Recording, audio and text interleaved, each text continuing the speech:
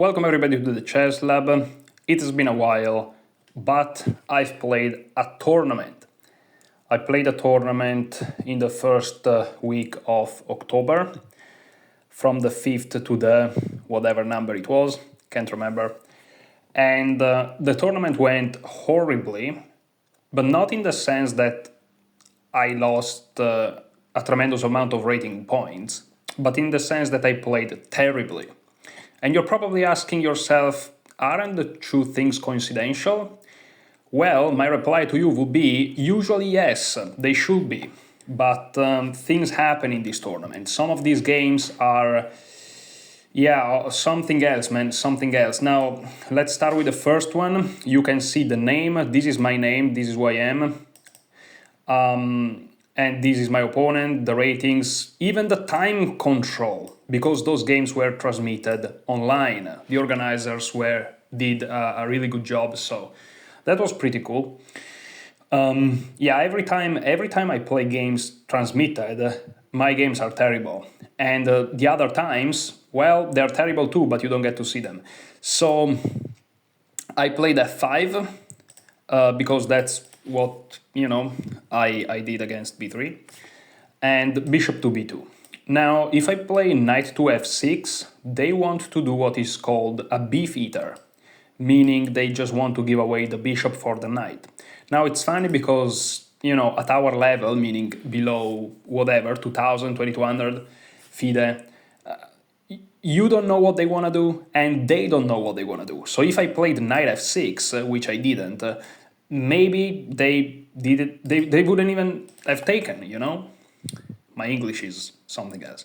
I played d6 instead with the idea of playing knight d7 and then knight g to f6. So if they take, I can take back. But most importantly, the move d6 prepares to play e5. And if they allow it, well, that's considered to be kind of good for black. I already played a game like this against a FIDE Master this summer, and the FIDE Master actually allowed me to go e5, and I ended up well out of the opening. I screwed up the middle game, and I lost the game, but out of the opening I ended up being in a favorable position. So my opponent instead stopped the move e5 with the move d4, which is considered kind of optimal for white here. The problem is, the only drawback is that now the bishop is not looking at f6, so you can actually play knight to f6 immediately. So these are kind of the, back and forth that is going on in the opening. My opponent played e3, I played g6, knight to e2, bishop to g7. This is kind of the setup that I've been using for a while here. G3 with the idea of fianchettoing the bishop, beautiful stuff, usual idea, castle, bishop to g2, and now I played c6. And okay, perhaps my opponent with this setup with the knight on e2 and not on f3 is not going for the most aggressive and challenging and testing moves, and because of this reason, the position is now around equal. So my opponent castled. Here I played queen to e8. The move queen to e8 perhaps is not ultra precise. Perhaps queen c7 is a little bit better. Simply because queen to e8, you may say, well, it makes sense, you're trying to go for e5. Yeah, but there is a problem with this, which is if I go e5, they may play what they played against me this summer in yet another tournament, which is the idea bishop a3. It wasn't necessarily in this exact position, even though it may have been. Of course, it's white to move now, but if next move I play e5. And you will forgive me, I should say, you will forgive me, but I am a little bit sick. So, bishop a3 is pinning the pawn, and they're threatening to take. And if I take here, they first take this with an attack on the rook, and then they take back. So I really have to be careful. So the idea e5 is not really a thing, but if e5 is not really a thing, why in the world you did play queen e8? The problem is you are asking me and I don't have an answer.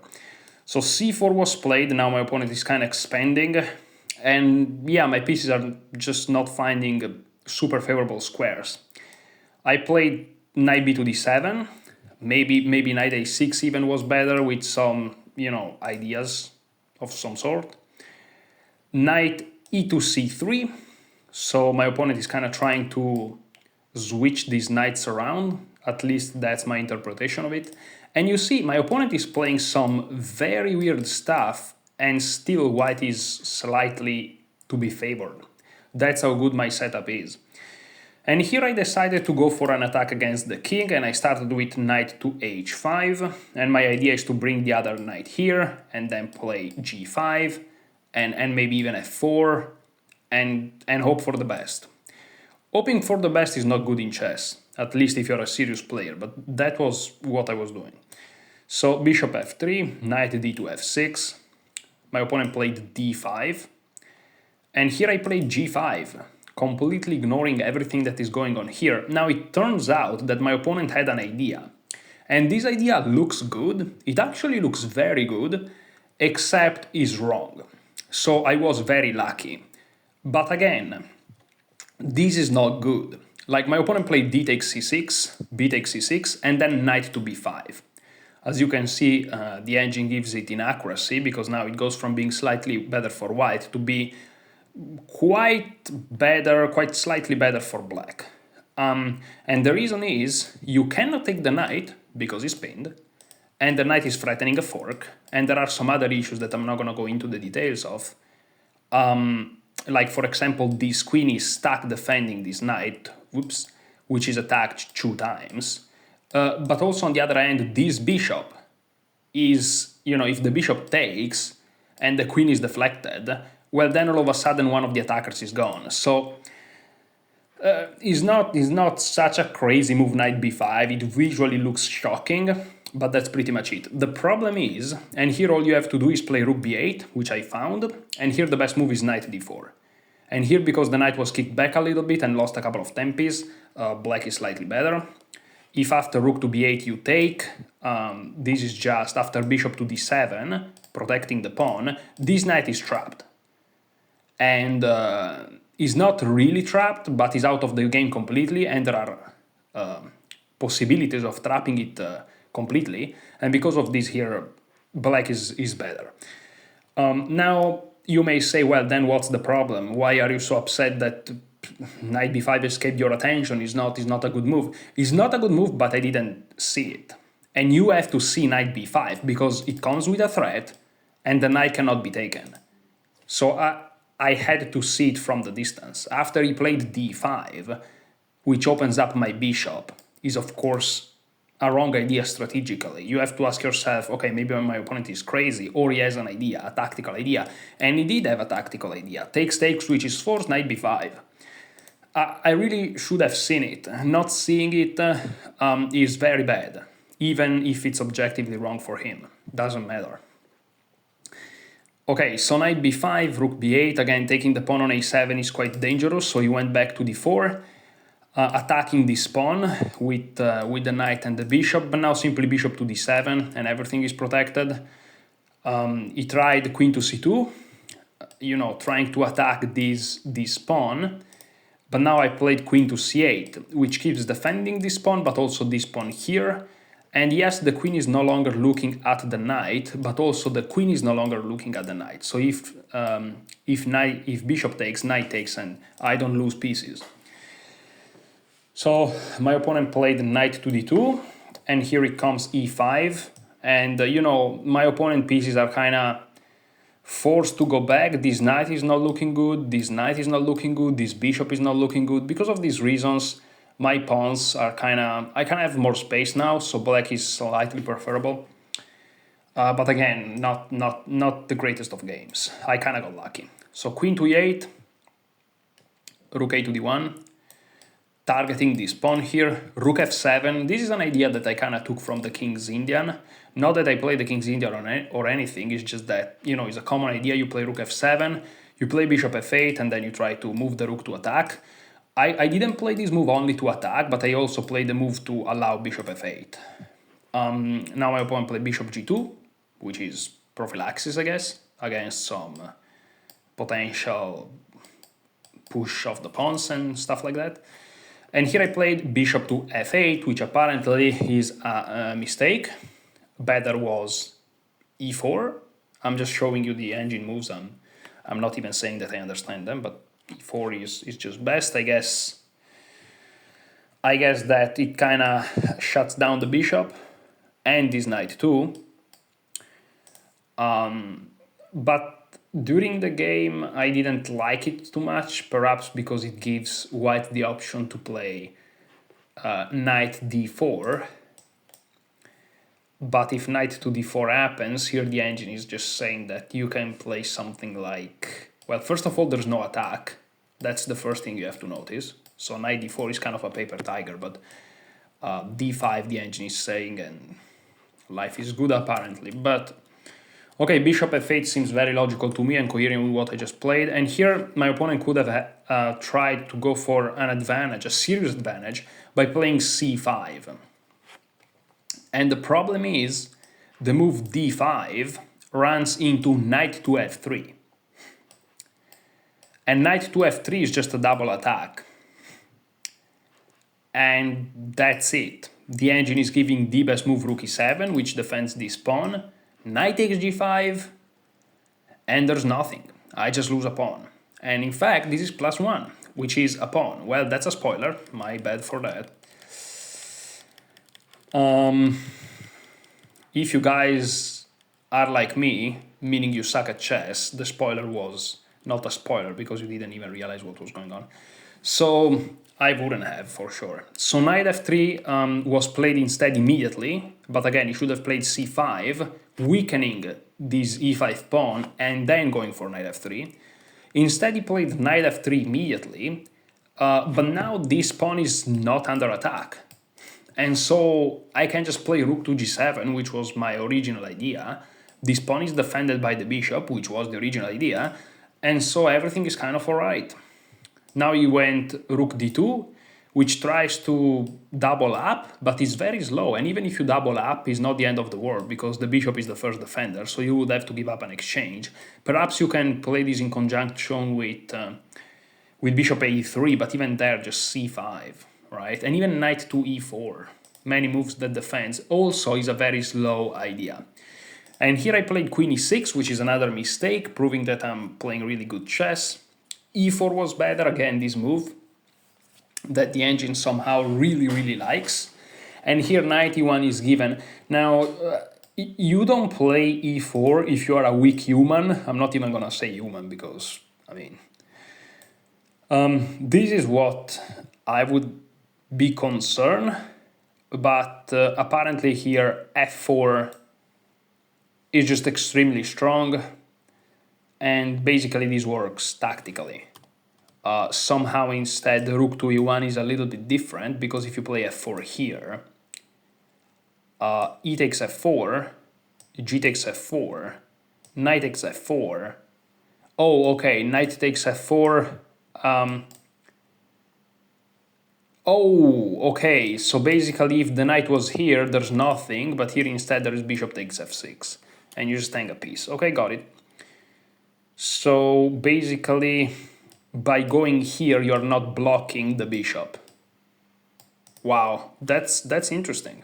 I'm learning things about my game that I should have already analyzed, but I didn't. And it has been like 10 days. Queen e6. Again, a mistake, because doing this was better, because again, for tactical reasons, it forced the knight to go back. And, okay, my opponent here played h4, which is a blunder. Again, c5 was better. And here pushing is quite difficult, because this just hangs. But if I cannot push, then my position starts to be tough. If you can play c5 unpunished, which white can here, then it's tough. But he missed it. He played h4 instead. He's basically playing on the side of the board that I'm trying to play on. And because of that, that's quite unfortunate for him. G takes h4, knight takes h4, opening up the g file for my rook, kind of completely plays into what I want to play. And here the engine is giving rook takes g2, which is a flashy move, king takes g2, f4, and things are happening here. For example, if you take this pawn, queen g4, the king has to move, let's say to h2, because here will come with check. And here, queen h3. And, okay, bishop f5 to be fancy, to attack the queen before doing other things. But even just queen takes f3. And it's completely over. This is coming, this is coming, this is coming. Even this is coming, why not? So yeah, that would be pretty bad for white. So my opponent tried to take with a knight, f4. Again, it's a mistake, but I think that for the first time I want to kind of say something in my defense, which is the move f4, humanly speaking, looks really, really cool. I know that you're looking these question marks on the move, but if I take it off, right? F4 looks great. You know, if they take, this opens up, right? You're threatening to take 3 times here. It looks great. But apparently, after e takes f4 and e takes f4, well, that seems to be not so bad for white. For example, I'm just giving some engine lines. Knight takes f4, knight takes f4, g takes f4, and that's just, everything is somewhat defended, because if you play this move queen to g4, which looks critical, or even queen to h3 to be fancy, but let's say queen to g4, bishop takes f6, and somehow everything is defended. You cannot capture here because of the knight, and you cannot capture here because of the bishop, and your rook is hanging, and the bishop is not attacked. So this would be winning for white, actually, which, again, looks insane that white not only escapes but actually wins, but that's how it is. Now, after e takes f4, you know, e takes f4, knight takes f4, knight takes f4. Of course, you don't have to play queen g4. The best is the quite sad, if you ask me, rook to e8, or maybe even d5 to close down this bishop. And this is +1 point something for white. That's very sad. But we are humans for a reason, so my opponent played king h2, and this is just a blunder. Knight g4. If you come here, check, and I pick up the queen, but I'm sure there are also some forced mates. So king g1 back, and here I just took. And I mean, I'm hitting the rook, I'm hitting this pawn 2 times. This pawn is the defender of this one here, so he has to take back. But now knight takes e3, and this is a fork. And this is undefended. And everything collapses. My opponent tried queen d3, knight takes f1. I tried to be fancy here, trying to take here to make it work, but I'm like, you know what, let's just take this. I already played terribly, because I was aware that I was playing terribly. And so I'm like, let's just take. And here I play bishop e7, try to, you know, simplify the game, and also allow this rook to join the party, which is a good party for me now. He saved the knight, but this hangs another pawn, and the advantage here is just too much. Yeah, he resigned here because before, here I was threatening e4, because this knight is pinned to the king. And so he prevented that. But the knight is also pinned to the queen. And so e4 just completely wins the game here. Funnily enough, if he tries something like queen c3, trying to checkmate me, this is not checkmate because of the rook, so I can actually get away with e takes f3. I don't know if I would have played this, but yeah, you can actually get away with it. This is not checkmate, again, the rook, so here, but now I just escape. And this I just traded off. And yeah, check, I just move. And I'm just up tremendous amount of material. And so I won the first game. I had 3 minutes on the clock, as you can see, but I won the first game. Okay, so game number 2. I opened with f4, knight f6, knight f3, g6, e3, d5, c4. Yeah, here my opponent played this setup here, which is kind of a Grunfeld setup. The problem is I haven't studied it quite a lot, so I tried to go back to some sort of a known line, but we ended up in this position, which is not terrible for me.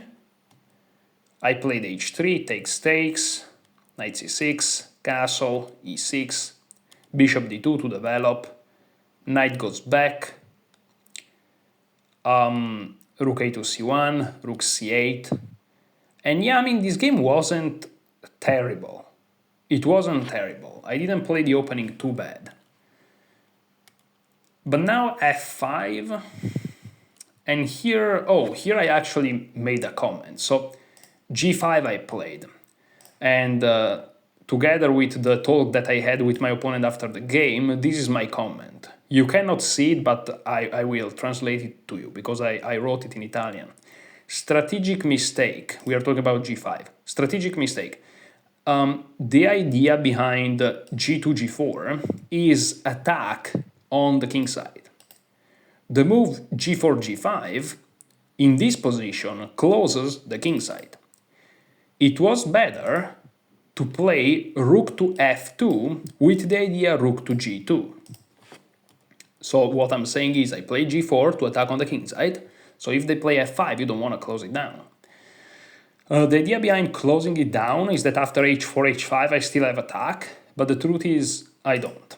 So it was just, again, a strategic mistake. Better was rook f2, and here f takes g4 is the best. I mean, it's not the best, but is a line that somehow I put in. Knight takes d4, which is always in the air, doesn't work because e takes d4, bishop takes d4, that's the idea, but bishop e3, and everything is fine.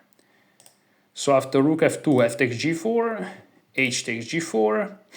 Or maybe I decided to put this line because I was afraid of it during the game, but now that I'm looking at it with like a little bit calmer, I realize it's crazy to be afraid of this. And knight takes d4, is this the best here? No. Again, I'm just considering things that I was afraid of, I guess. E takes d4, bishop, yeah. So basically there's nothing to be afraid of. Okay. But I played g5. My opponent played knight d6. And here I have nothing really. Again, queen g2, I did another comment. Idea is to capture on e4 with a knight. Okay, so basically I'm saying once he comes here, the best idea is to take with a knight and not with a bishop. Of course, if I play something like, let's say, h4, this is just an example, if he comes here, taking with a knight is impossible because he takes with a fork. So that's what I'm trying to say with that comment. So queen g2 apparently is better because after here I can take with a knight and I can just move the bishop out and get some sort of counterplay. Sort of. That would have been around equal. But okay, knight a4 instead.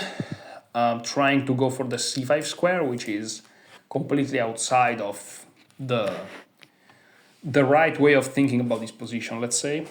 My opponent went to e4. Bishop takes, which, again, giving up this bishop is not strategically too exciting, let's say. F takes, D takes is also playable. I tried queen g4, trying to hit this pawn, but these are just one move threats that, of course, anyone can see. Queen e8, knight back to c3, realizing that, why didn't I go here? What's wrong with me? Why didn't I go here? Okay, knight takes d4, okay. You know what, maybe I actually calculated something. Okay, so there is this, and the problem is that the knight also defends here, so I have to take, but then bishop takes d4 picks up the knight and he wins the piece back, and he's also plus 2 pawns or something, so this will be completely losing. Okay, so actually I did right not to play knight c5, that would have been a blunder. So, hey, once every some years I calculate something, that's great. So knight c3, now knight here doesn't work because there is no piece to be taken back. This is defended. It's still interesting, but it doesn't quite work. But yeah, it's interesting. As you can see, the evaluation doesn't change too much because there are ideas of pushing and then he has two connected passed pawns. Let's say king g2, e3. Yeah, here the best move according to the engine is knight to e2, which is quite wild. And if you take here, there is rook c8, and after queen c8, knight d4. And that's not even over. That's not even over. But I guess now it is. Rook c2, rook d1, and this is controlled. And after rook takes b2, rook takes d2, defending the pawn. Rook takes d2, knight takes d2, e takes f4. You know, this is not the strongest engine ever, but this is +3. And I'm sure black can try to do something more precise along the way. So, you know, even sacrificing the piece wasn't too crazy, but it seems like with really correct play, white should be fine. So my opponent played correctly queen f7, which is a better move. I played knight d2, making sure that there are no shenanigans on d4. Rook f to e8 to support this pawn even more, so maybe this queen can, I don't know, do whatever. h4, knight e7, trying to reach the f5 square, knight to g3. And here I wrote another comment. So I thought to be okay, or even better, because of the passive g7 bishop. But this passivity doesn't justify a total disinterest for strategical concepts like reasonable exchanges. In fact, dark square bishop on d2, here mine, is not good.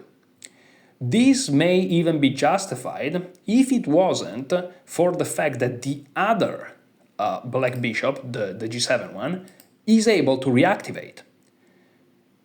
And that's why here for black, the best move seems to be bishop to f8.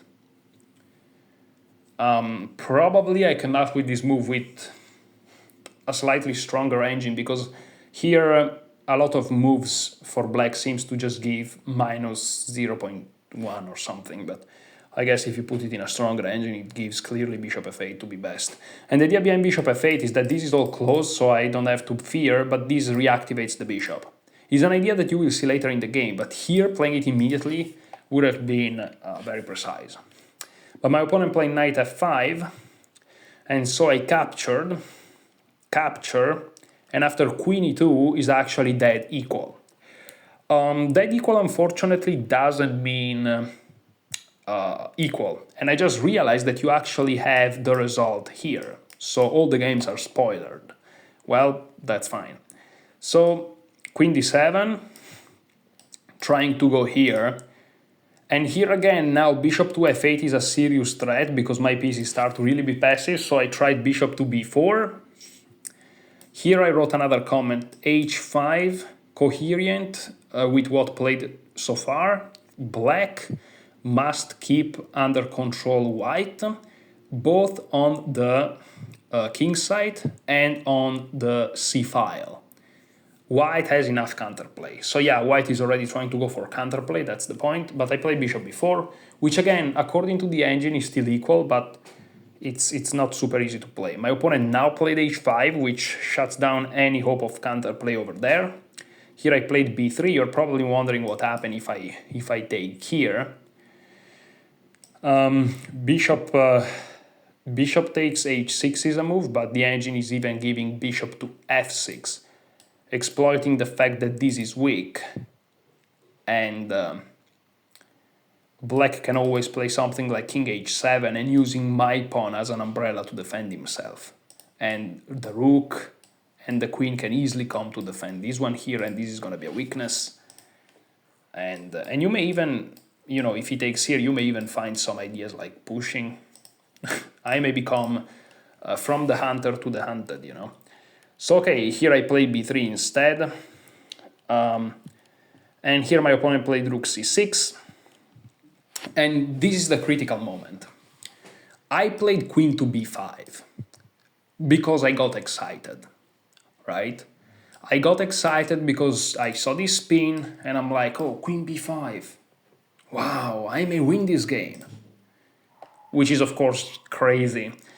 Now, the problem with this position is that I'm not going to go into the details or anything like that, but white is actually, at least humanly speaking, struggling a little bit. White needs to be careful because black is threatening to just take full control of the c-file, and then it's just going to have a very easier game, which again, the engine is always 0, 0, 0, but we know how humans games go.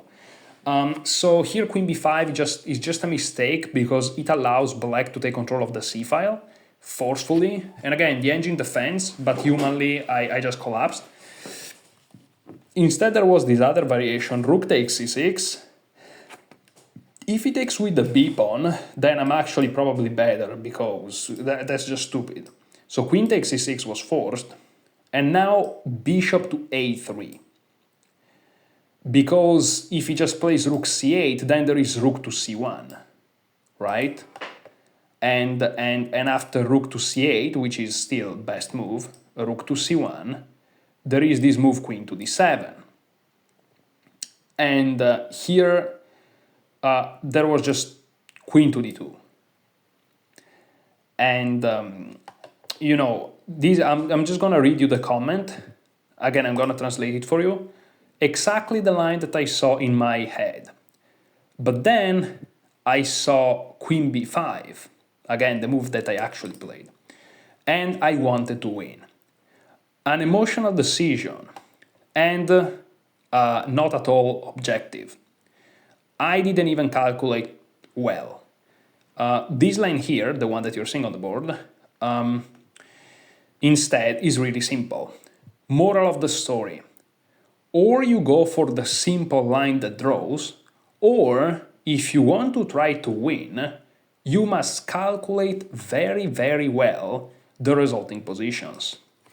That's very, very instructive, right? In this position here, there's nothing wrong in saying, ooh, queen b5, maybe I'll win, ooh. There's nothing wrong with having that first impression, but then you have to be a professional and be like, okay, queen b5 is just a move. Let's calculate what black can do.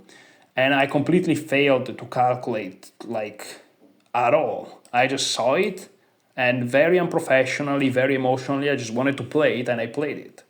And again, I know that the engine is always 0, 0, but it just creates complications. Because if you calculate correctly, after queen b5, it's equal, but queen b5 is complicated. Instead, rook takes is equal, but is simple. So if you are very good at calculation, you're just going to go for rook takes c6. Because even though you see everything, you're still going to go for the simpler one as a principle, right? So queen b5 is really, really very wrong decision. I consider this to be the decisive mistake of this game. I know the engine says 0, 0, but the engine helps you only up until a certain point. That's my opinion, depending, of course, on your level. So a6 was played, queen a4, and here rook e to c8. And again, here rook takes c6 was best. But again, black kind of takes control of the file, which is not yet decisive because takes, queen a5 is saying the engine, and if they ever kick me out, I can win a pawn. And so I have counterplay with a 2 against 1. But again, a situation like this starts to be really, really, really, really critical. Here I played rook to c5, which is an inaccuracy, but again, I should have gone for the simpler line. Now this is complicated, you see? And of course, mistakes happens if you allow yourself to be in a complicated position where you are the one under pressure. My opponent played bishop f8, rook takes, queen takes, rook takes, bishop takes, king takes. I saw this whole variation, but it was too late at this point. The comment that I gave here is, now I simply have a difficult life. Okay, rook f2 I played, which is probably the final mistake. Rook b1 was required, but again, rook c2, rook c3 is just absolutely terrible. So anyways, I played rook to f2, and here rook to c3 attacks the pawn, rook e2, and from the distance I saw this position. I saw this position like from here. I saw after rook c5 that was all forced, but again, I calculate good in positions where calculating good doesn't save you anymore. So that's not even a meager consolation. It's not a consolation at all. So king e7, king f2, king d7, rook b2, king c6, king e2. And it's not that I saw exactly this, but I saw exactly up until rook e2, and I figured that I had some way then with the king to do something. But again, I'm playing hope chess. You play something and you hope that it goes well, but this is extremely unprofessional and a character trait that I have to absolutely change through training and just being more disciplined. So king c6, king e2, king b5, a3, trying my best to hold on. Now, these are complex positions, to be fair, and it's not super obvious how to proceed. I mean, I'm a little bit influenced by the result, but objectively speaking, this is actually not that simple. So there is an argument to be made that I forced my opponent in a better position, yes, but not simple.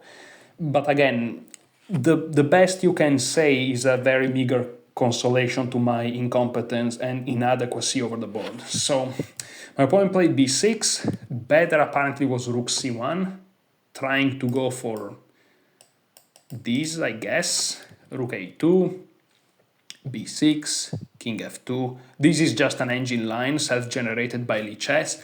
Now there is a double threat of the pawn, but also the skewer here. So king g2 must be played. Now rook to b1. I guess that if you try to go for this, there is some very annoying counterplay over here. Let's see.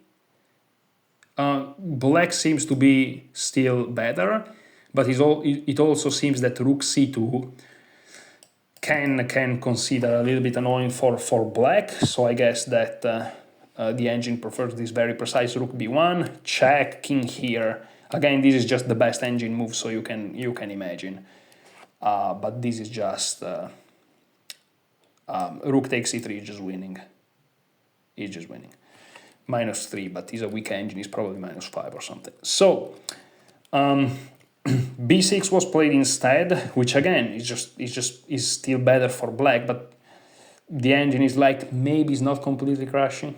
Rook d3, king e2, a5, rook b1. Okay. King c6, another inaccuracy. a4. I'm trying to close the king out. King b7, rook b2, b5. And again, here it was very important for me to play rook b1, king b6, rook b2, and just, here, okay, if the king goes here, I have time for rook c1, because if you take here, then there is some very nasty counterplay, and if I take the g6 pawn, then this pawn is extremely dangerous, and it's not that difficult to also take the other ones here. So this will force king b6, so I go back, king a7, I just move here, rook c3, and as you can see, the engine says black is better, -1 point something, but is not exactly finding a move. It's just shuffling back and forth. And here I miscalculated.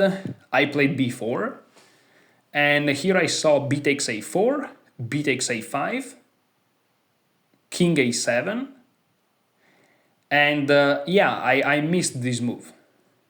I truly missed this. I thought that my opponent was forced to go after this pawn, and after rook b6 and king takes a5, which, by the way, my opponent can still be very nasty here and play king a7 and win the game again. But if you take here, at least I have counterplay with rook takes g6, because this pawn doesn't make it quite in time, because I can always do that. And now my pawn is passed. Now, because of the move rook b3, which probably wants to do that, and then this pawn just flies, oops, this is still winning for black. But if my opponent is, let's say, tries to rush, this is now equal after rook g8, this is the variation I saw, which again is a wrong variation for many reasons, but this is what I saw. But again, this is just a miscalculation, but also based on the fact that my endgame knowledge and understanding is very lacking, so I also have to study that quite a lot. So anyways, king a7, rook b4. Now I'm in massive trouble, because the reason why this pawn is so important for black to stay on the board, meaning, yes, you heard it right, black wants this pawn here, the white pawn, to stay on the board, because white can't never just take this pawn and then go back, check this king and win his pawn, because there is mine in the way, meaning my pawn is helping his pawn to be defended from attacks from behind. So now I have to kind of try to figure out something. My opponent played very precise, and here I resigned the game. I resigned because there's nothing to be done. If I come closer, check, and then he promotes, and I cannot move up, so whether I stay here or I move, he's gonna check me and then promote, and then it's just gonna be up a rook. So I lost this second game, and yeah, let's move on to the next game. And by the way, if you notice that I am not showing my handsome, beautiful face, is because to do that I had to take the camera out of the box, and I was just too lazy to do that. So f5, knight f3, d6, g3, knight f6. So as you can see, I'm playing f5 against d4 as usual. My opponent this time went for knight f3, which is a little bit more active. Bishop g2, g6, castle, bishop g7, b3, castle, bishop to b2. So as you can see, we are going for the usual, c6, c4. And here, I need to drink some water because my throat is struggling to keep up with the wordings. Here white basically just is just a little bit better because of the space advantage.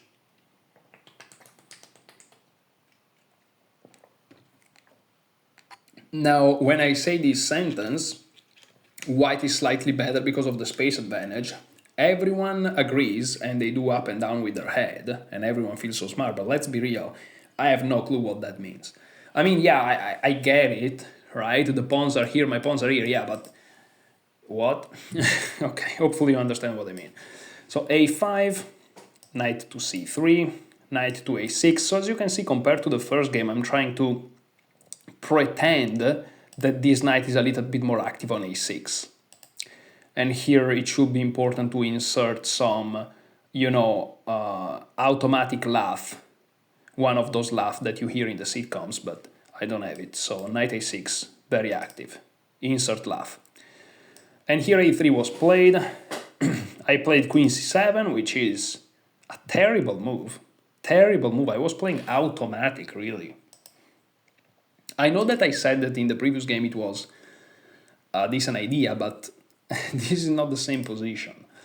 You have to be concrete and calculate. So bishop d7 was better, e3, rook b8, b5. And yeah, trying to find some play on the queen side. Takes, takes, takes, takes. And this is defended. And maybe I can go here.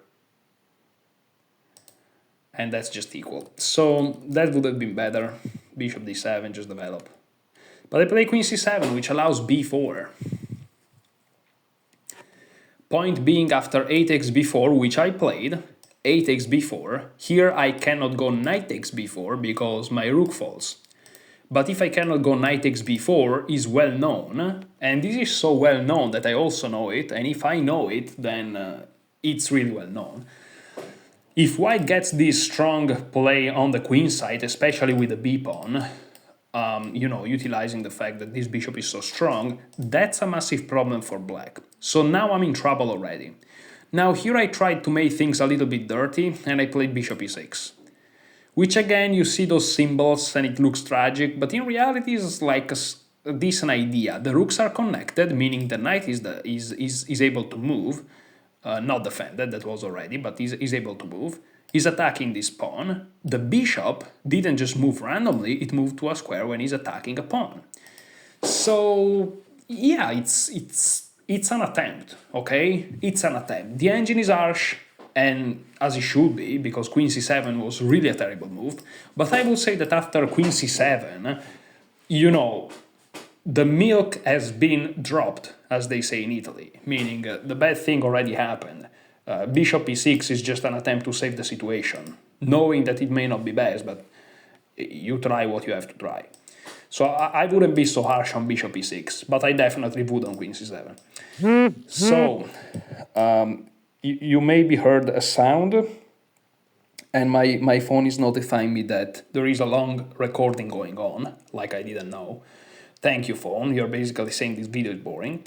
So b5, c takes, and the reason I entered this variation is because knight takes b5 doesn't work on the account of queen takes c4, which is very good.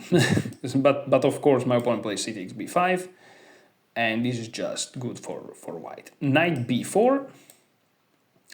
There are some ideas of rerouting the knight to d5 and just look around like nothing happened, pretend I'm a genius, and this was all calculated, which of course wasn't. But my opponent very precisely played knight g5. And here I am in big trouble. Big trouble. Because now first of all, the bishop is under attack with a fork. So if it was white to move, knight takes c6 just wins the game on the spot. But also, once the bishop move, they are just gonna take it. And then they can play rook a4. And the knight is trapped. Because now I don't have this square. Because the bishop doesn't exist anymore. And so takes, with a skewer by the way, but even if it wasn't, he just wins a piece. And after, let's say, bishop here, knight takes, rook a4, you may say, well, take the rook, duh. But yeah, then they take with the queen and the knight is still trapped. So it was a very tough position to handle. I tried to play bishop c4. Turns out is an added mistake. Better was rook takes a1. And after queen takes a1, now bishop to b3, to at least prevent queen to a4. I'm not sure why I didn't like it.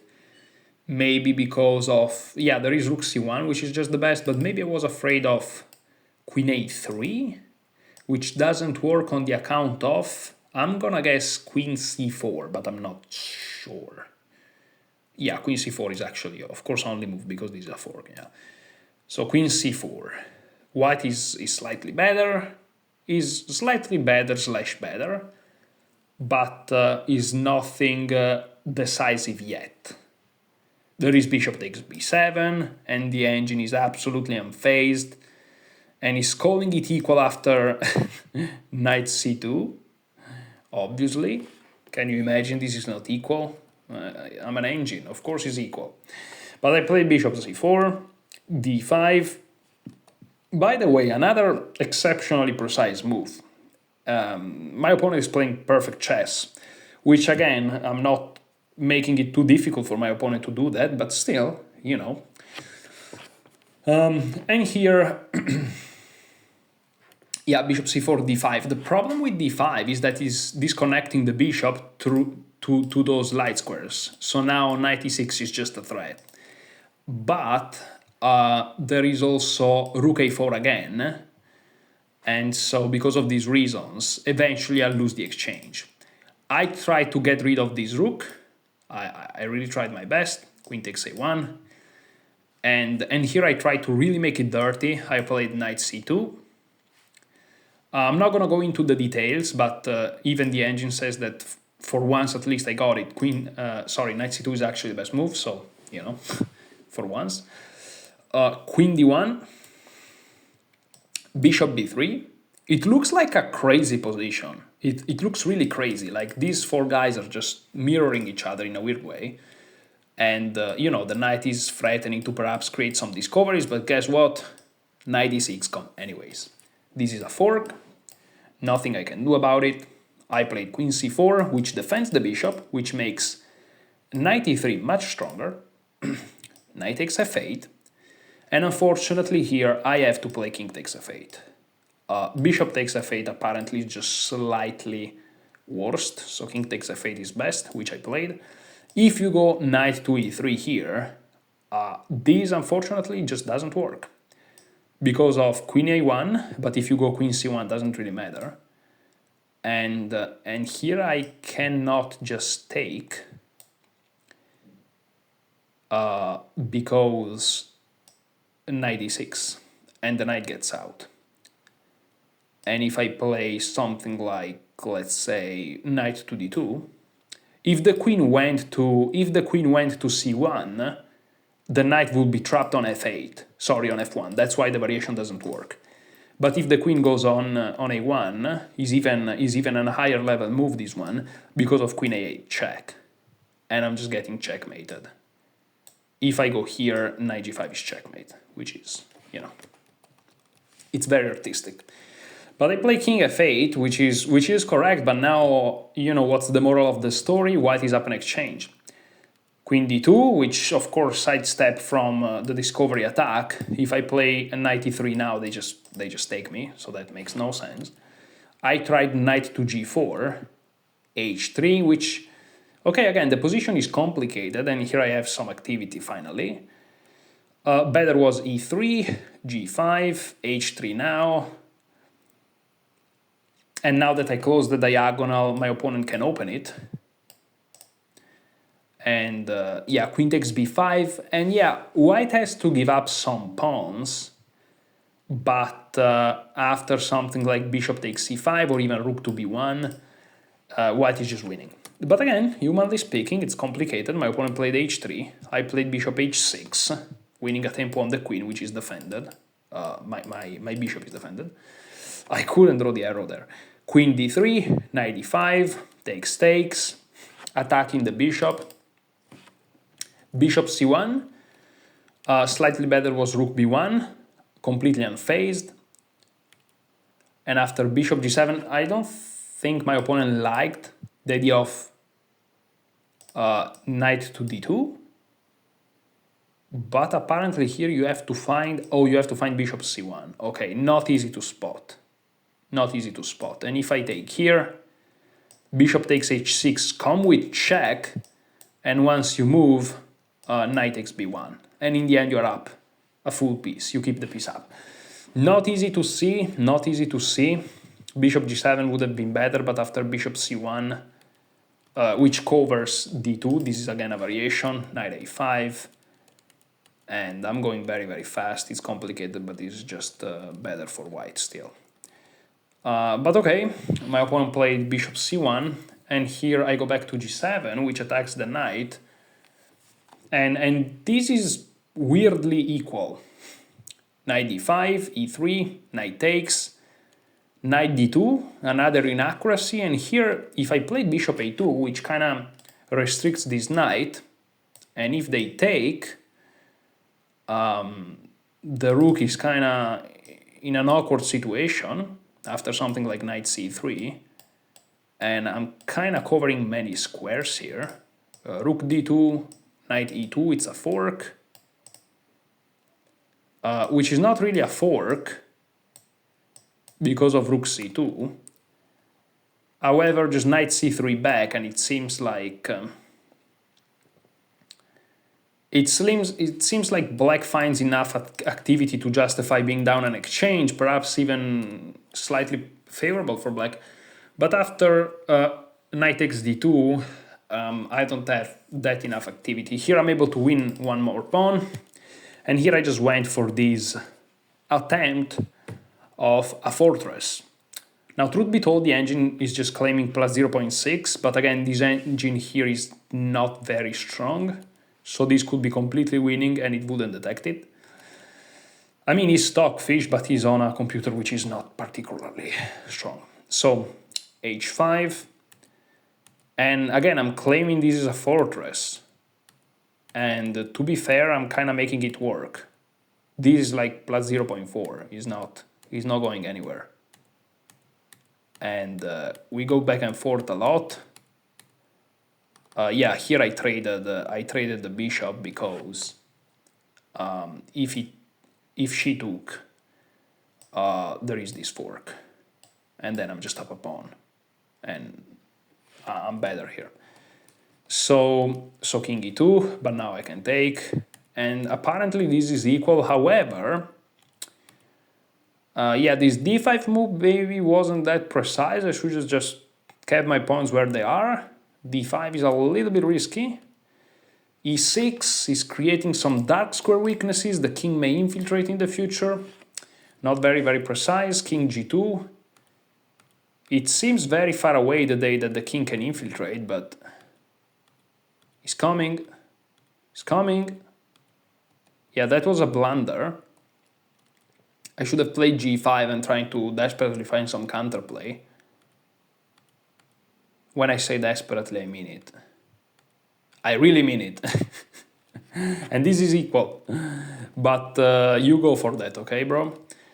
I went king e5, which is just terrible. King d7, king f6, and here something crazy happens. Of course you see the result, but this is plus 4. So you're probably wondering, how is this result even a thing? Well, here my opponent played rook c2. Now, the move you have to play is f4. f3 also works, but is less convincing. f4. And you basically have to go into this line with knight takes g3. But of course for a human it's very difficult to do, because it seems like you're just giving up the base of the pawn chain and it's not clear how to continue. And rook a6 is not very convincing after king f7, and after you take, there is king e2, which threatens, I guess, d4. Let's see what the engine says. Yeah, this is probably the idea with enough counterplay. So the best move is not rook a6, is king to d8. Or even rook a8. I'm gonna go with rook a8 because this makes some human sense. And let's see what the threat is. Rook e8 from there. But also this idea king e8 is something that the engine really wants. The engine really wants king to d8. But why? Well, what's wrong with this guy? Knight e4? King e8.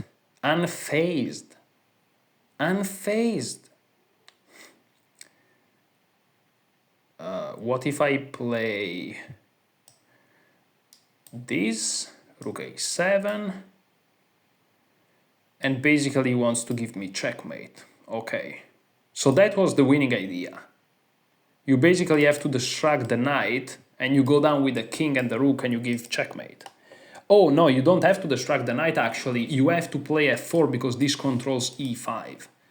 So that's why here, wow, that's a crazy idea, f4, and it doesn't matter if you take this pawn, because the idea is just to go here, here, and here. Crazy. And you are such in not a hurry that you can actually do it also with f3. And after knight takes g3, now f4. And still this is +2 according to the engine, which is probably more. That's crazy. But of course my opponent, my opponent didn't find it. It wasn't, I say of course because it wasn't easy at all. I barely understand it now that I say with the engine, but... So rook c2, king f7, and king c6, king f6. And I guess that my opponent can try this f4 move like all the time. f4 here is +2. but my opponent, again, this idea completely escaped their attention, and here, after this kind of repetition, I was like, draw?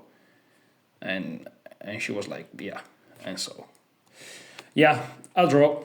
Completely undeserved, but listen, it is what it is. Okay, so this game here, I played f4, d6, knight f3, g6, e4, knight f6. My opponent is going for a King's Indian setup, and I never really studied it, but I figured that going for e5 was probably a good idea because I couldn't see a clear repercussion. And here we are kind of entering an Aliekin, except there is already knight f3 and g6 in. Okay, bishop g4, logical, bishop d3. The engine prefers c5, but okay, bishop e3 is more Aliekin style. Bishop g7, bishop e2, e6. It's very important for my opponent to play c5. That's why c5 from white is important. Castle, castle, knight c3, knight c6, queen d2. Seems like knight e4 is better. And trying to trade some pieces here, this way. Don't ask me why. So queen d2, knight back. Here I played h3. Better was knight e4. Whatever. Let's leave the engine believing his fairy tales. So h3, bishop takes. I took with the rook, and here, okay, what's my idea? My idea is to just double up and play knight e4, and claiming that I just have a lot of pieces around his king. Not that nothing's gonna happen, but maybe. Knight f5, and again, c5 was very important to be played. And yeah, of course, the engine is happy to give up pawns, because engines are always happy to give up pawn. But yeah, c5 was important to generate counterplay in the center. Instead, knight f5 was played, rook f1, knight e4 was better, but okay, rook f1. And here, again, c5 was better, or even knight takes e3. And after queen takes c3, I was happy in my head about this position. But because of, again, this move c5, which was so important, basically every move black has to play c5. Because if I take, you know, I just destroy my structure, and this may be hanging, right? And if I push, black manages to then target this pawn somehow. So c5 was really important in many lines, but my opponent played c6, and this is just a little bit too slow. Here I get knight e4 finally, and I have a lot of pieces. And here was the last chance with knight d7.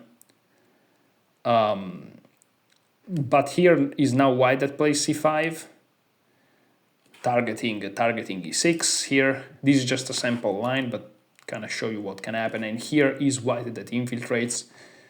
And if you take, of course, then white just has a protected passed pawn on the 6th rank, which is not something you want to look forward to if you're black. So much so that here he doesn't even take that knight. But now this is just... this is just much better for... I mean, this is winning for white. So, yeah, the engine is a little bit confused. But what my opponent played kind of facilitate the matters, because queen to e7 is a very unfortunate blunder. So I really have to drink, so feel free to stop the video and find the nice tactic that finishes the game.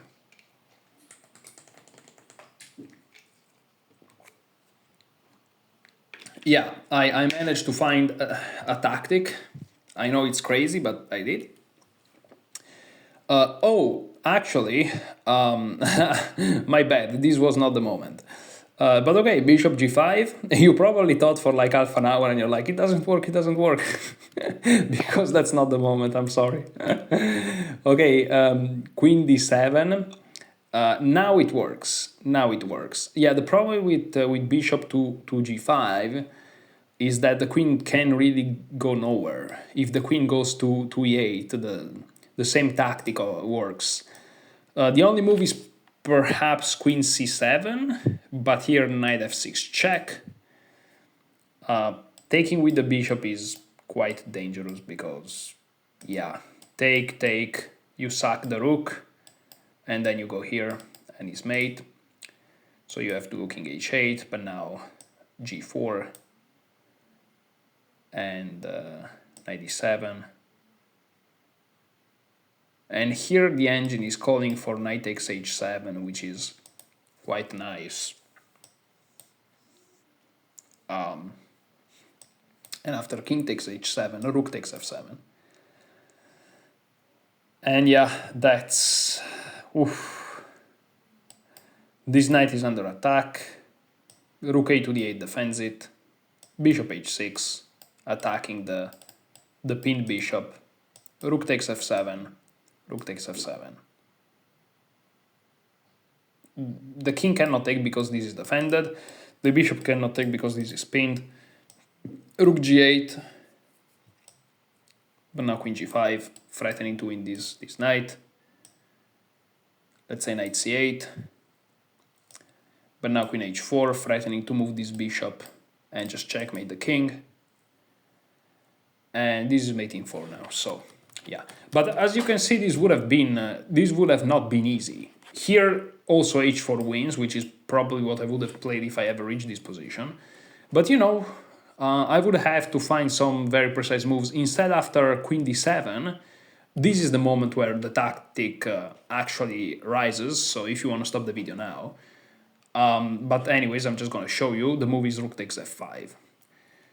So the idea is that you want to play knight f6, which is a fork. So you're forcing black to take. And after bishop takes, you want to play queen h6, queen g7, except both of these squares are nicely covered by the knight. So you just eliminate the knight immediately. And after they take back, it doesn't really matter which pawn. Now this just wins. And here there is no way, because of the geometry of the position, to stop this. Even if this comes with check. In fact, my opponent correctly resigned. So yeah, that was a victory, and let's move on. So this is now round number 5. I'm going to accelerate a little bit because this has already been an hour and there are 5 more games to go. So yeah, here I played the French, and my opponent played b3. Yeah, d5, bishop b2, knight f6, e5. Of course you can take, but yeah, I was afraid he knew God knows what. And it's true, there is a line where white finds some crazy activity. So I would have probably lost very quickly. I mean, I lost anyways, as you can see, but I would have probably lost very quickly if I went into that. So knight f6, e5, knight f2, d7, d4, c5, c3, c takes. I'm trying to enter structures that I'm familiar with. Look at how cute he's creating all these weaknesses on the dark squares. Look how cute. Castle, b5, trying to find some active play on the queen side. Knight c3, b4, knight a4, queen b7. I mean, this is just a position where white is always better. I mean, slightly better, but still. It's just always a bad position for black. Here, perhaps rook a to c8 would have been better. But I probably saw ghosts on the other side of the board, so I played queen b7 instead, which I don't know why I did that really, but okay. Now g3, which is a little bit slow. With f5, white would have kept the initiative going with a decent advantage. Rook takes. king g7, mysterious move. And this was my idea, right? So eventually my opponent is unable to find the most precise moves, and it seems that it kind of settles on this position, which is, it's equal now. King f3, rook b7, h3. Yeah, this is the moment. This is where, again, queen takes c6 is equal, like in the game I played against the second guy, where I played queen to b4.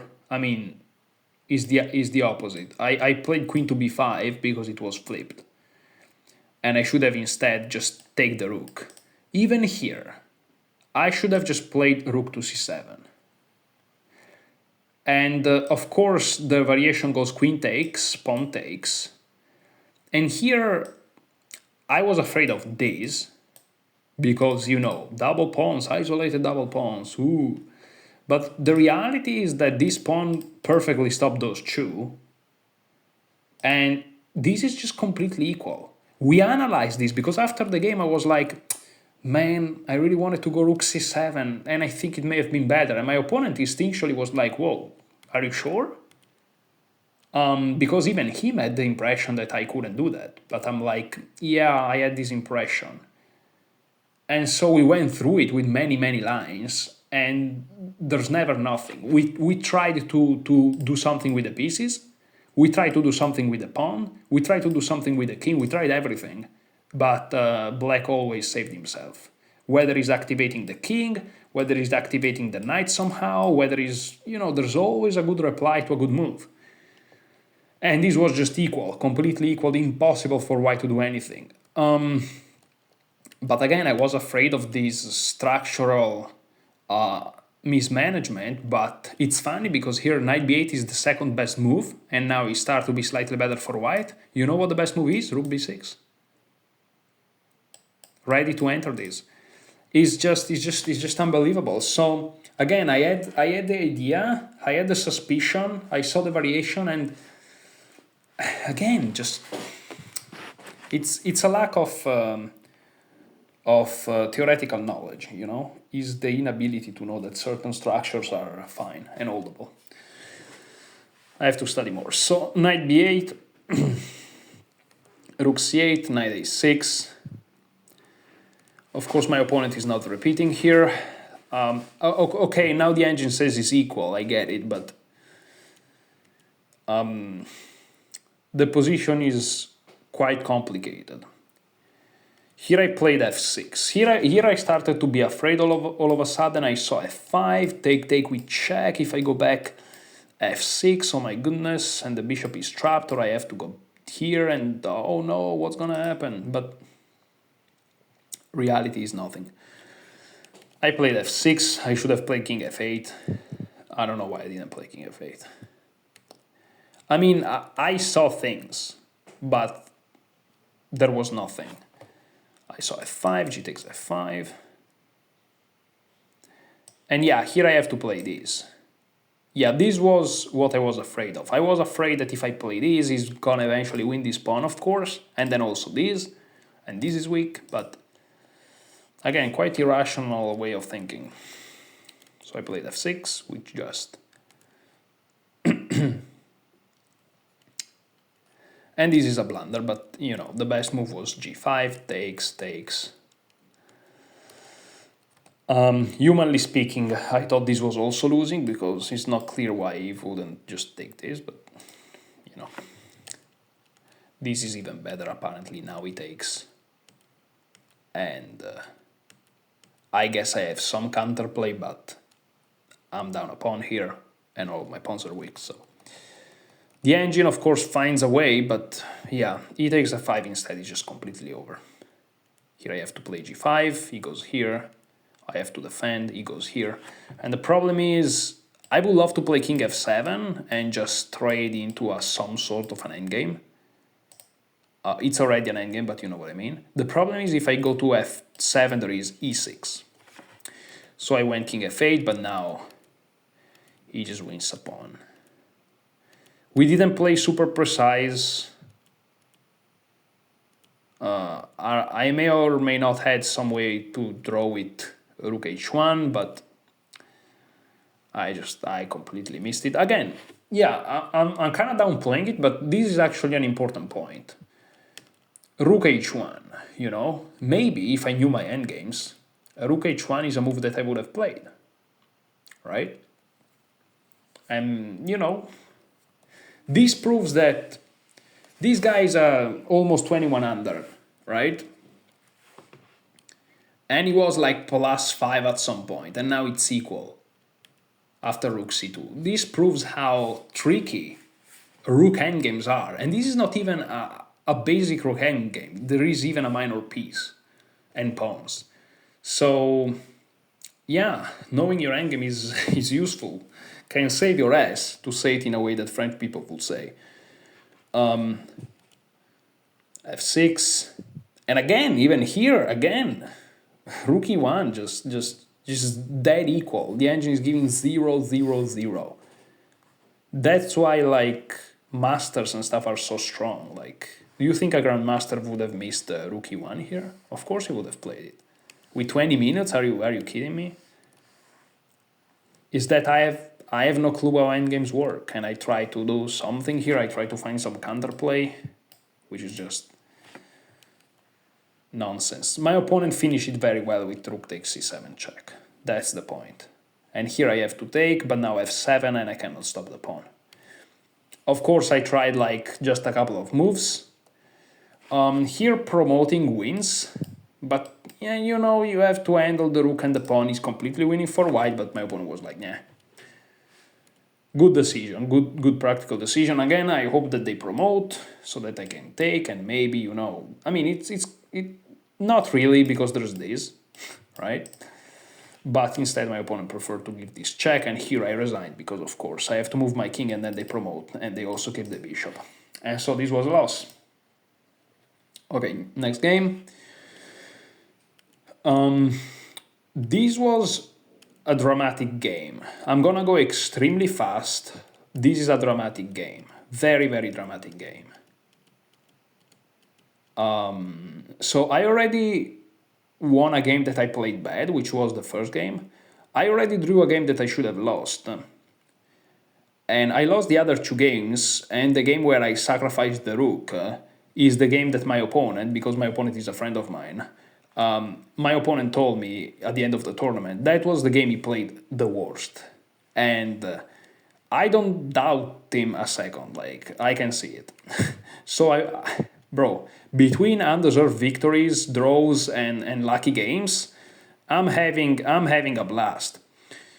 So here I'm trying to create a center and claim that I have a center, but bishop e3 back. Okay, so queen a4, knight d2, rook c7. You know, here, if you're a beginner watching, you may be wondering, why did you play rook f to b1? Is to activate this a rook, you know? Okay, rook f to c8, rook b3, and now rook c1 check. Again, I'm going fast, there are many things to say, but let's just keep moving. Rook takes c1, rook takes c1. Here, king h2, king h2 or king f2 is very important that I play those moves, but I don't know, I just play knight f1 instead, which, again, for the engine is kind of okay. And here I was completely expecting him to go back, but I kind of underestimated this idea rook a1, which just hits the pawn, right? The rook was hanging, by the way. And it's equal because white has some nice counterplay, but it's not easy at all. So rook takes b7, and here we are kind of in time trouble. I know that you read 20 minutes for me, 15 for him, but trust me, in such long games this is time trouble.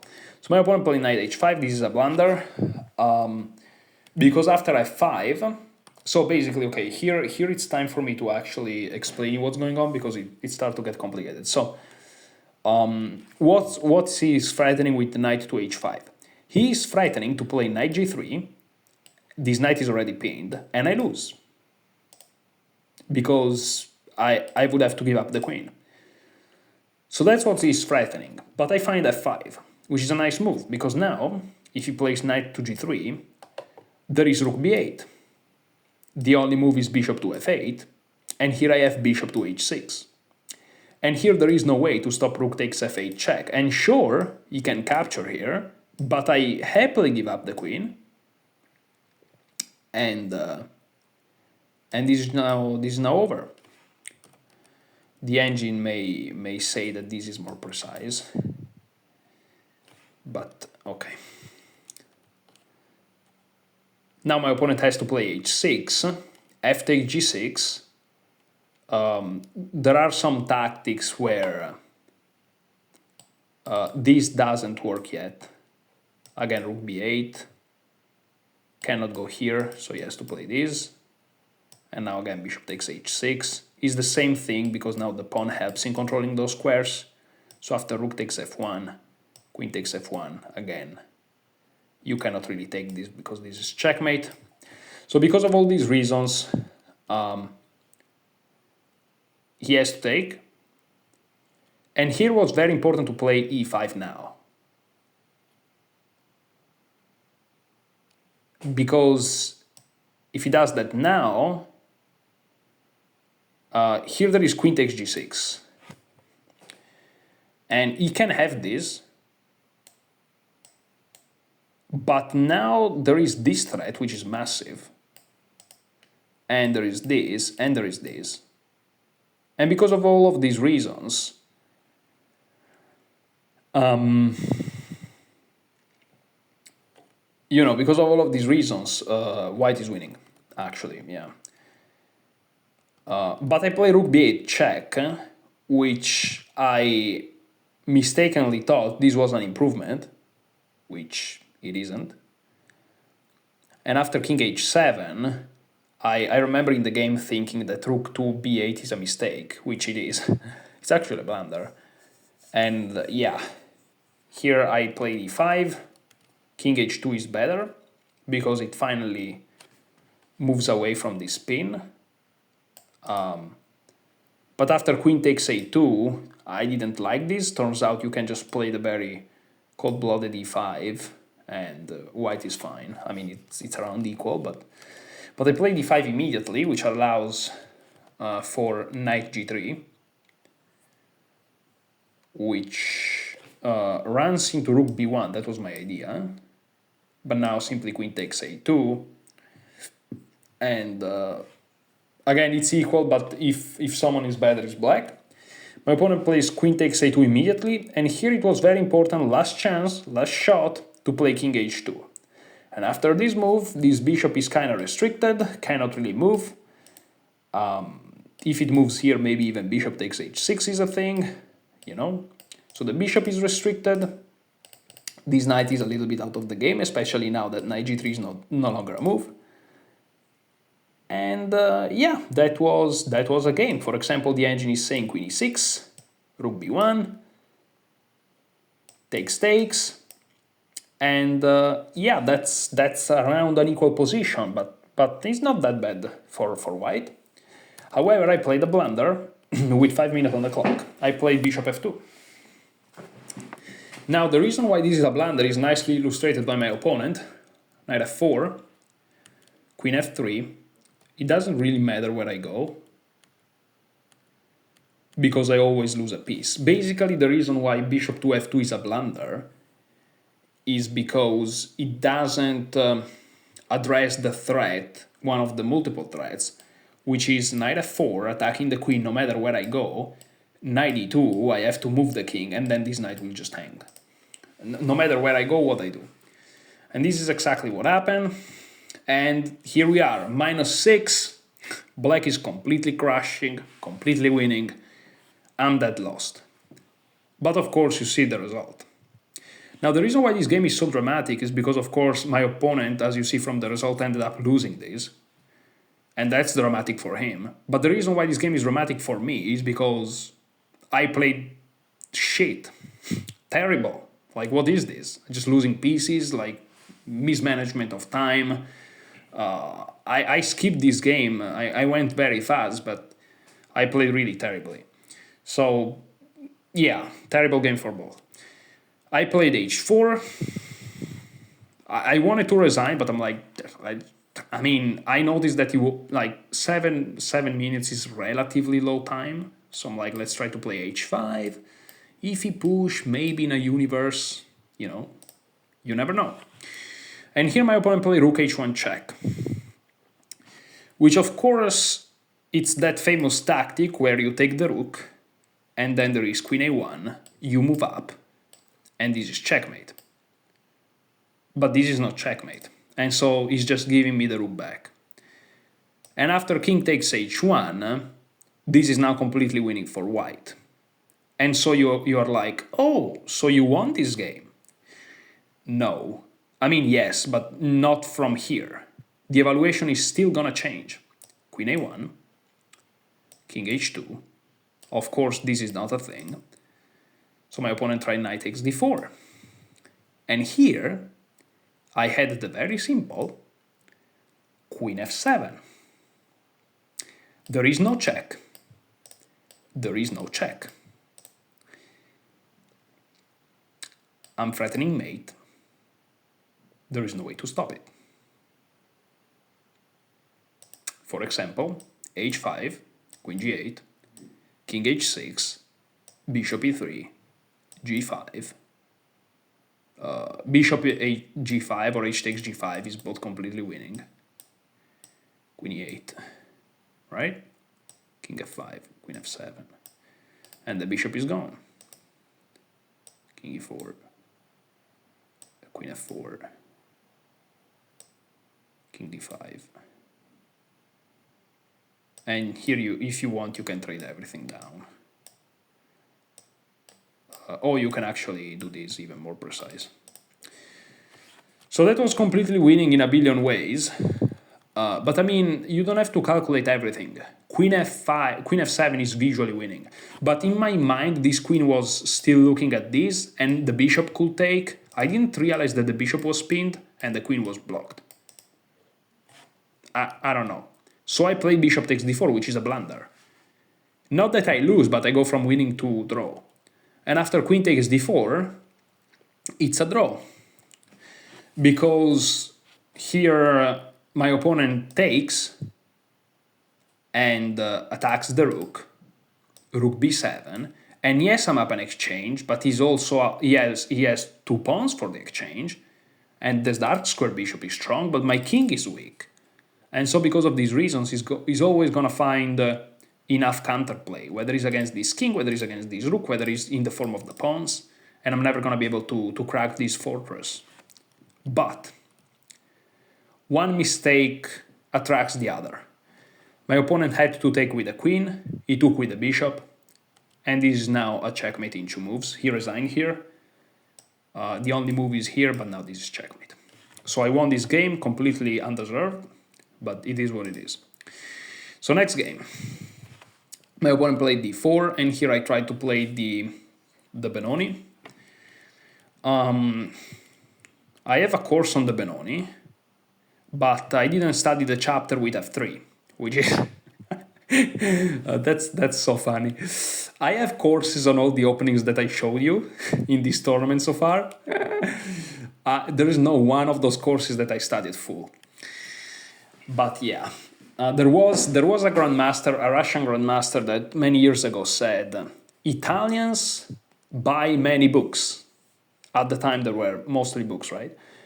He said, Italians buy many books. They are perhaps the guys that have the most chess books, but they never finish them. So I guess there's something here in the air that doesn't allow it to finish a freaking course, but okay. I don't know what I'm doing. I mean, yeah, I know some ideas of the Benoni, trying to expand, trying to trade this bishop for O. So I'm trying to do something. Now I discovered that after bishop to g5, it seems like h6 is more appropriate, and then doing things. There are some crazy lines where you attack here, sacrifices on e4. But okay, I castled, queen d2, knight a6, knight g2 e2, and shortly but surely, if that's the saying, I expanded on the queen side, which, is what you are supposed to do. And I expanded even more, but by expanding even more, I'm weakening a square, which is the c4 square. And from c4, my opponent nicely attacks d6 and puts it always under pressure. And so I find myself in a situation where you shouldn't find yourself. I also lose the powerful Benoni bishop, which you can also find in the Benko, an opening that if you have been following the channel for a while, you know I love. So to face it especially, so knight e3, h5, and my opponent reaches knight c4. Here I play h4, my opponent goes back, I play knight c2 e8 to overprotect the pawn, my opponent goes back, moves forward, the knight on h1 wasn't very active. I play bishop a6 and now knight to e3. Now, for the engine is okay to take, but probably humanly speaking best is to just move back to c8. And if the knight goes back, you repeat. And if the knight doesn't go back, well, then the knight doesn't have c4. For the engine, it doesn't really matter. White is just better no matter what. But humanly speaking, probably bishop c8 is like, show me how your knight is gonna go back to c4 without a repetition. That's basically the thing. Instead, here I took, and I try to go for a kingside attack, which is just not justified. The knight goes back to c4, this time unchallenged. And here I tried to, if he takes here, I take here, because this is pinned. He plays queen to d2 though, and I decided to leave this pawn to go for some activity. My opponent praised this idea after the game, and thank you for the praise. It's probably, humanly speaking, it can be considered a decent idea, but is objectively just lost. And my opponent just played correctly, f4, rook a8, attacking the knight, f takes, rook takes, e6. Truth be told, I missed e6. I completely missed e6. It turns out that even e takes d6 is quite good for white. And this was exactly my idea. This is +2, so this would have been probably winning anyways.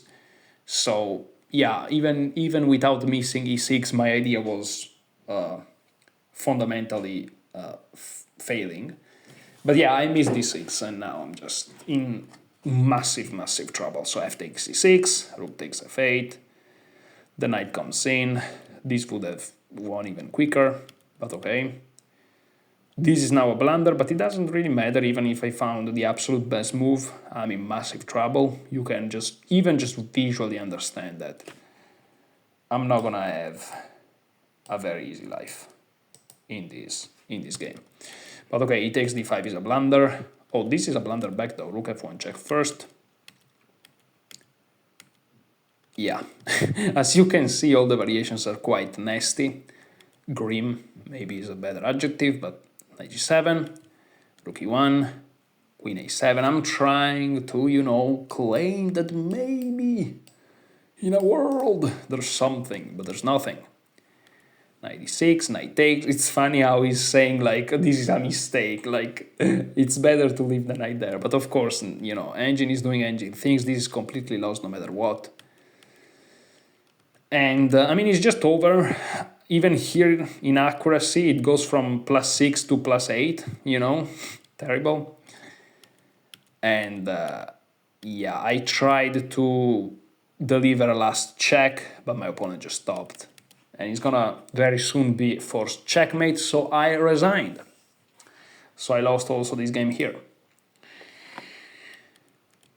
Here I'm playing...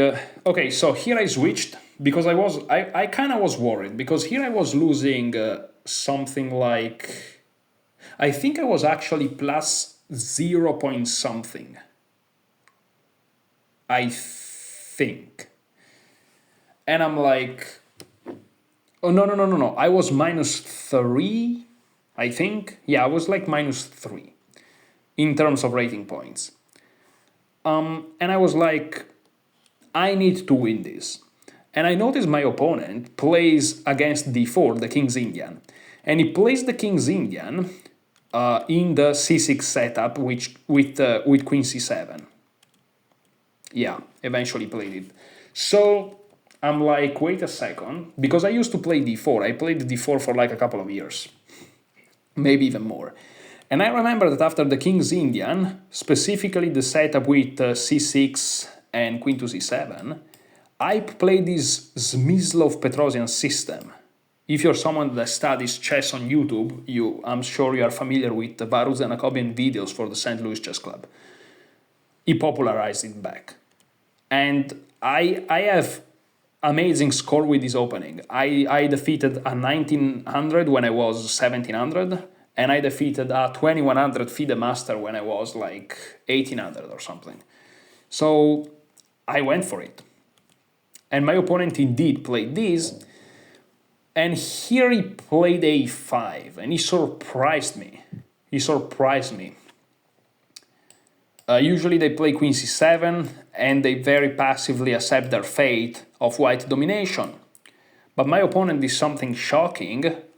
He didn't comply with my plans. Unreal, I know. Okay, I continue normally. And yeah, after the game, I told him that, because what's the idea? The idea is to go b4, c5, let's say take. I know that the variation I'm specifically showing is ridiculous, but... And then knight d2, knight c4, and knight to d6. And you have a strong knight on d6 with a pawn unchallenged on c5. If you're able to do that, if you manage to do that, you're basically strategically completely winning. And humanly speaking, you're also going to be winning in few moves. The problem is there is this pawn on a5, meaning after c5 takes, you will never be able to play b4 because they're just going to take. And then they're going to play b6. And you cannot take because you lose whatever is on d6, meaning they're going to be able to, you know, destroy your control over d6, which is the whole idea. And so I wasn't really familiar with this idea of a5. Now, after the game, we kind of discussed about it, and we concluded that the move a3, preparing b4, was probably the best attempt by white, because here a4 cannot be played. However, in the game I played h3, and I'm looking at the engine now, and the engine really likes h3. So I played h3, which is a typical move in those structures, because black sometimes just go for a crazy attack here, trying to force this bishop back, and so h2 is always a useful move. But my opponent didn't go for it. Knight b8. He played these quite unusual, yet not crazy ideas. And here turns out that if I found this move, I played d takes c5. If I found this move c5, which kind of flashed my mind during the game, I would have a pretty solid advantage. Not sure why exactly, but I would have had a pretty solid advantage. But instead of playing c5, I played d takes c5. I guess I couldn't quite navigate well the tactical implications. And my idea was very simple. You know, I'm gonna have a strong knight on d6. The problem is, again, if this pawn was back here, this will work, because I'm just gonna go b4. And I'm gonna go here, but here it doesn't work. First of all, bishop f5, which pins my knight. Okay, I go back. Here my opponent is threatening to take. I cannot take back because my queen hangs. And if I take with the queen, he takes this knight. So that's the first thing. So I defend. Here, if he takes, I can take with the queen because that's defended, so he would just lose a piece. Knight e7, queen c3, unpinning the knight, so now both of my pieces are defending, and if he takes first, this is defending. And if he plays f5, now I get to go in, and if he takes, then I can decide whether to take with the pawn, but most likely with the rook, because knight takes, I just take back and I defend. So even if a rook lands here, is very good. So he played a4, I played b4. I played it anyways, because after a takes b3, a takes b3, I'm like, if I'm able to get this in, and then this, whoa, this, you know, but it's not so easy. Bishop takes c4 would have been better, apparently. Play rook a2, bishop c4, bishop g4 better. I'm not gonna go into the intricacies, because otherwise this video is 3 hours. It's already almost 2, which is tragic. But b5, very nice move, kind of forcing me to take en passant. And there's really nothing here to be done. Knight g3. Oh, we are not playing exactly what you would consider perfect chess, but here I'm attacking the rook. So rook a4, I have to defend, h5. Maybe black is even slightly better after rook c8, but very, you know, computer super precise moves. Knight d2, trying to find some square for my pieces. Yeah, so here bishop f5 I was happy to see, because it finally gives me the option to play bishop b5. They cannot take, of course, because I just win this, and I'm attacking the rook, and I'm gonna win this pawn. Rook a2, I thought that rook takes b4 was bad during the game, and I'm happy to see the engine agrees. Here rook takes b4, bishop takes b4, queen takes b4. It looks like black gave a piece, but now this pawn is no longer pinned. And so c takes b5, and this is just completely equal. This is just completely equal. Instead, my opponent played rook a2, which is still fine, but after rook b to c1, it seems like I'm winning a pawn. He could have gone into complications with knight d5, instead he played rook c7, and here I'm just up a pawn. But the position is not easy at all. I played queen b3, and here he should have played queen a7, trying to hold things together, and after knight f3, white is just slightly better. Noticing that this knight is also defended by the bishop. But instead he played rook a7, and here this is winning for white. To me this is not surprising, because again, this system for white is really effective against the King's Indian with c6, queen c7. If they play c5, trying not to switch it in a Benoni style type of game, that's different. But if they stick with the King's Indian, this whole idea that I showed you in the beginning, you know, the Smyslov-Petrosian system, is very good, very effective. And even in positions where black manages to prevent white's main idea, as you can see, it takes a lot of time and focus from black, and so humanly speaking, this translates, at least a non-professional player, to increase probability of mistakes. Now, unfortunately, this is all completely useless if you're playing against someone, if you are not in form. In fact, here I played rook to c3, but better would have been bishop to e8, which attacks the queen and also threatens queen f7. And that would have been just much better. Now, I think I made the mistake again of thinking that the move that I wanted to show you is next, but is not. In fact, yeah, it's actually after. It's here, queen c7. This is the position I was talking about. The previous one, okay, I was winning even there and I missed it. But this is actually, since it happened, is actually instructive. Like, even here, like, of course I consider discoveries. I couldn't do 1 + 1 is 2. Like, of course bishop e8. Like, how can you not find bishop e8? I don't know, it's like I was not even considering bishop e8. It's like, I was like, no, there's no discoveries, I cannot attack pieces, I cannot attack pieces. without my bishop being hanging. Like, you can attack a square. But whatever. So I play rook c3, I play knight c4, and queen c7. Again, this is crazy, because if anything proves the point that I was trying to make even more. I'm making mistakes, but still, the fact that this position is so difficult for black makes him make mistake too. And here, this is really dramatic. I captured the knight, and then the position is just equal. Somehow, I missed this.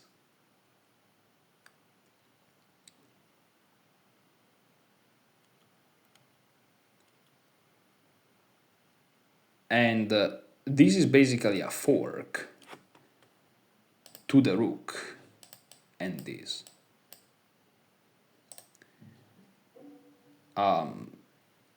Is not really that difficult, but also is an attack against the bishop, which in general is a good piece for black. Because I'm not showing you this, but there are some lines where, you know, if I push this pawn, which of course I really want to do, they play rook c3, and I cannot really go back because of this. So being able to trade this bishop is massive. So it's not just about finding this. And the reason, I mean, I saw knight d6 as a move. The reason I didn't want to play it is because in my mind, he was just taking, and he wins a piece. I didn't realize that also the other knight is watching that square. And so, of course, I mean, he can capture once, but not twice. And I just didn't realize that. It is like ultra basic counting. You don't even have to see moves in advance. It's literally there. Okay, knight takes b6.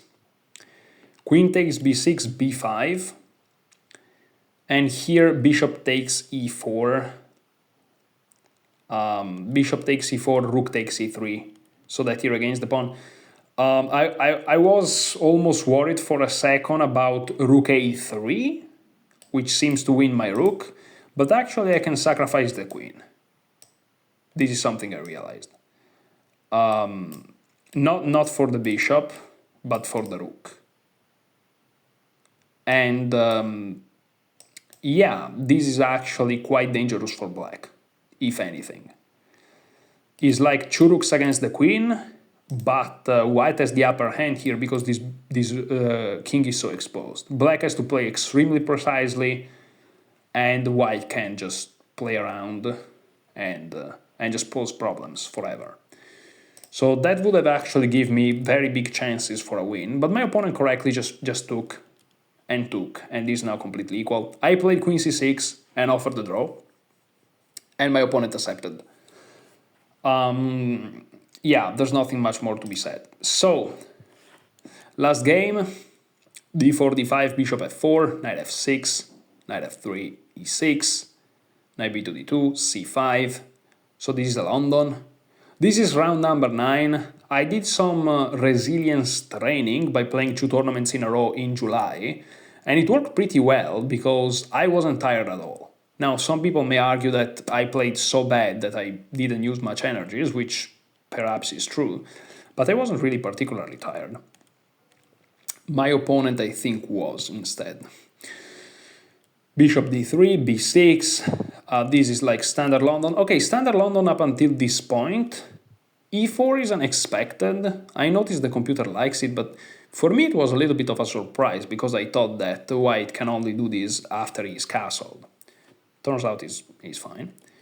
I took. Bishop b7, very calm. It looks a little bit scary, but it's not that bad. Queen a4, rook c8,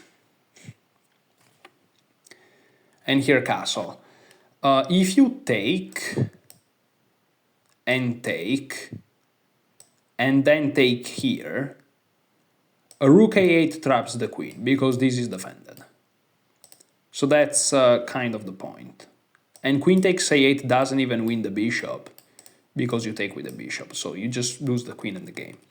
So my opponent castled, I took finally, because if you take before castling, they can just open up the H file and they're gonna long castle and just checkmate you somehow. So you have to wait them to castle and then you take. And now opening up the H file is not really that effective because there is no rook. This is quite typical. Queen e7, rook a to d1. Taking here this time doesn't trap the queen with rook a8, but it directly defends the pawn. So that's it. Rook a to d1, takes with the pawn. There are some crazy lines if they take like this. I may... there are variations, I'm not gonna go into that, but my opponent decided to take with a c-pawn. Perhaps knight takes d4 would have been just equal. Knight takes, rook takes, bishop takes, rook takes. And this is just dead equal, completely dead equal. But again, maybe a little bit of being tired, my opponent took with the pawn, which is nothing like terrible, but now there is an isolated pawn. Knight a5, take, queen b5, rook f to d8. Again, these moves are a desperate attempt to create a strong attack, but yeah, it's not really justified. I just play rook d5, and here he wanted to do this because it seems a double attack, but that's defended, so that's not a double attack, that's just one attack. And after h6 I'm actually winning because I'm defending the pawn, but also I'm attacking the pin piece. And he realized this, but these are mistakes that you make when you're tired again. And so he played queen h4. I play rook c to d8, and now I start to have some very annoying pressure on this pawn. Rook d3, knight c6. And now the pawn is just gone. My opponent played king f1. He could have played this, and this here doesn't work because the rook is now defended. So bringing back the rook to a place where it's defended by the knight too was very, very nice because it prevents e5. Very, very instructive defensive move for people that play with the IQP. My opponent instead played king f1, meaning this rook is now undefended, so I can play e5. And again, I think my opponent really was tired. This is -1 point something because I'm just gonna win the pawn and be a clean pawn up. But from having him an isolated pawn, then all of a sudden I have it. And it's not easy at all to push it. So he could have kept playing with kind of an awkward move, king g1, which of course is quite inhuman. But also rook 3 to d2, accepting to be down a pawn. And instead, he realized that I was about to win a pawn. It was the last round, whatever. He resigned the game. He just straight up resigned here. Which, again, is the last round, so I can understand it, but objectively could have tried to keep going. Now, that was the last round of the tournament. In the end, I managed to just lose 3 rating points, which, as you can see from the games, is a miracle. I could have easily lost 30. Many undeserved wins, many undeserved, well, one undeserved draw, I guess. Yeah, pretty poor performance, but plot twist at the end, even though I'm probably talking to myself because we are 2 hours in, I'm 2 hours in, I was actually very, very happy about this tournament. Plot twist. You may be wondering why in the world you're happy about the tournament you played so poorly. Well, because I played so poorly, and of course I was lucky and whatnot, but everyone can be lucky. Well, you know what? My performance, after all, was 1934 or something. And so I realized that to play with a performance of 1930, which just 1 year ago would have been a great performance for me, well, is really not that much. Is really not that much. So, yeah, it motivated me a lot. It made me realize that if I actually take chess seriously for more than 1 month, because sometimes I take chess seriously, but just for a month or 2. if I take it seriously for like a long time, a good, let's say winter session of studying, a good season of studying, a good season of preparation, I can perform very, very well. And so this motivated me a lot to study, and I'm gonna study the next tournament. There is a tournament in between January and February. I don't think I'm gonna do it. Maybe I will, depend on how I'm proceeding with my studies, but I don't think I'm gonna do it. I think instead I'm gonna play either in March or April or May. I don't know exactly when the tournaments that I know already I'm gonna play are gonna be, but minimum probably March. So until then, I don't plan on making videos or anything, but I plan on studying chess. Can't wait to be back stronger than ever, hopefully quite literally. So thank you so much for watching, enjoy your chess.